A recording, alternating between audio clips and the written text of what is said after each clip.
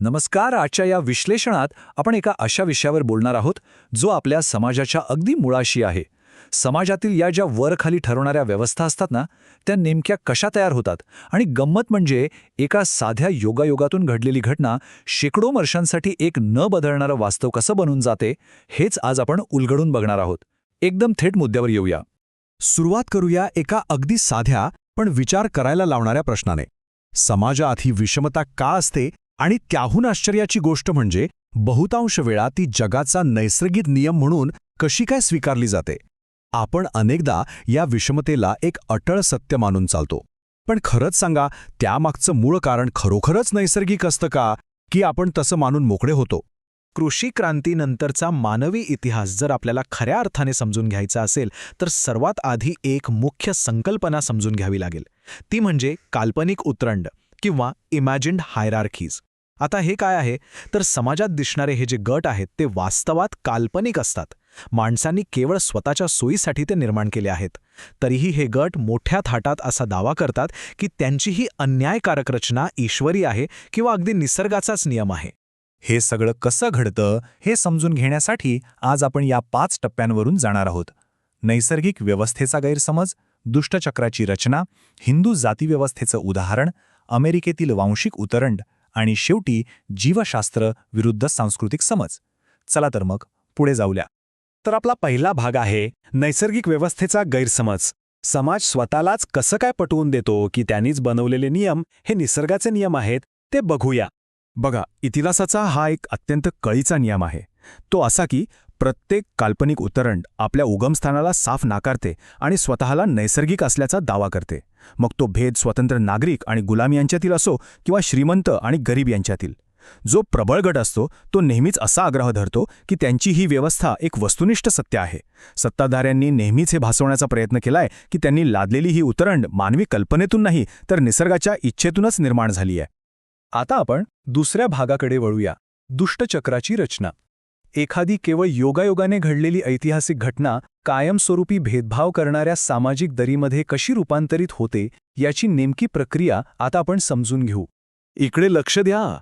हजारो वर्षे अन्याय कसा टिकून राहतो हे या दुष्टचक्राद्वारे अगदी अचूकपणे समजून घेता येतं. हे कारण आणि परिणामांचं असे एक चक्र आहे जे एका योगायोगाने उद्भवलेल्या परिस्थितीला एका अत्यंत कठोर सामाजिक व्यवस्थेत बदलून टाकतं.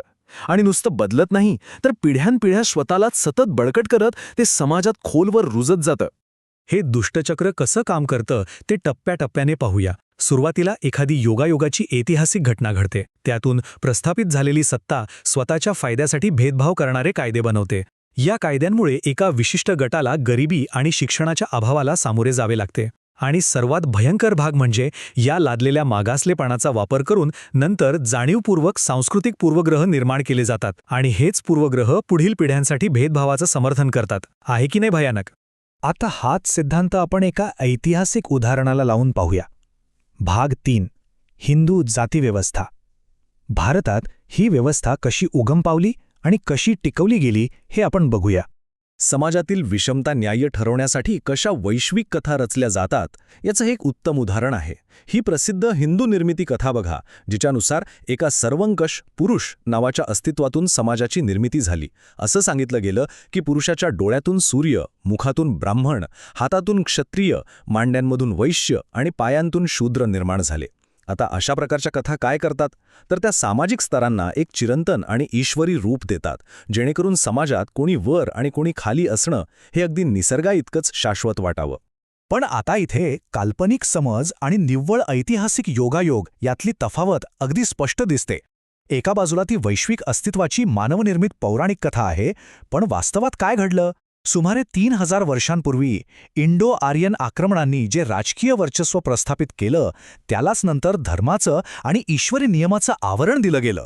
म्हणजे स्वतःच्या सोयीनुसार इतिहास कसा बदलला जातो आणि एक योगायोग कसा नियम बनतो हे इथे अगदी उत्तम रीतीने समजतं.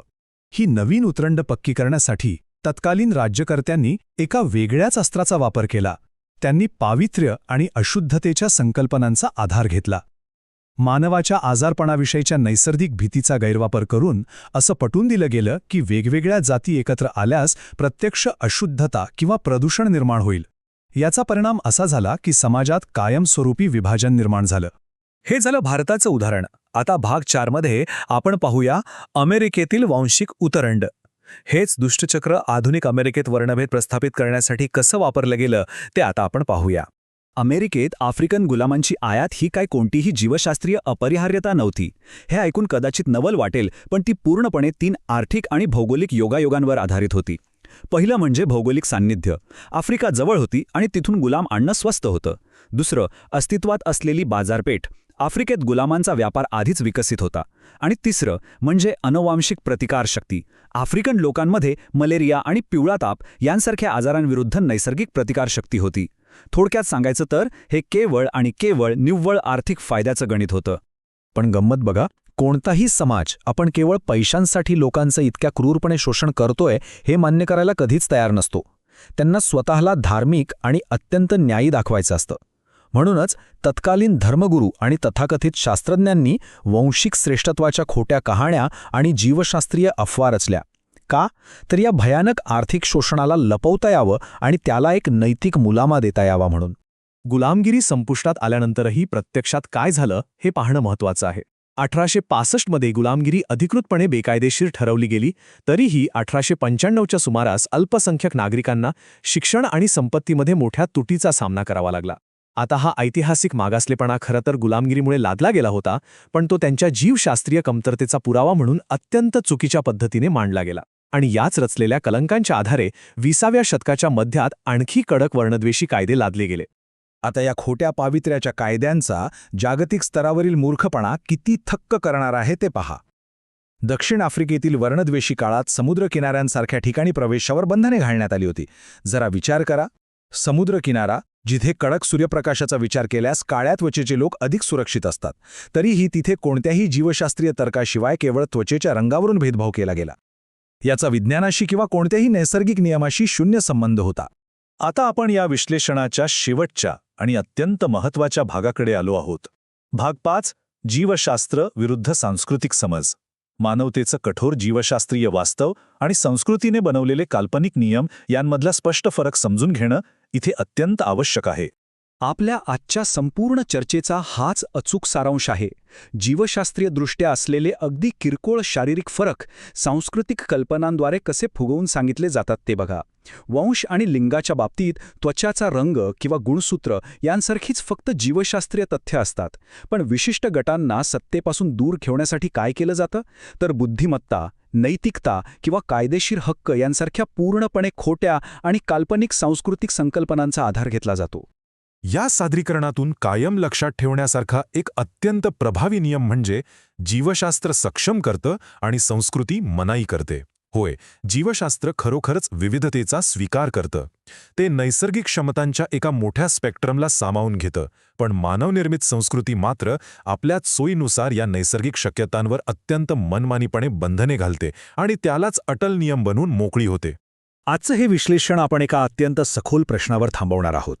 जर आज आपण ज्या उतरंडींखाली जगत आहोत त्या केवळ ऐतिहासिक योगायोगातून जन्मल्या असतील, तर आजचे असे कोणते सांस्कृतिक नियम आहेत जे आपण नैसर्गिक म्हणून आंधळेपणाने स्वीकारत आहोत?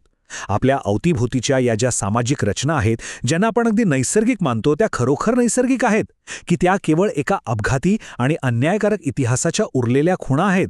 यावर नक्की विचार करा. पुन्हा भेटूया अशाच एका माहितीपूर्ण सत्रात. धन्यवाद.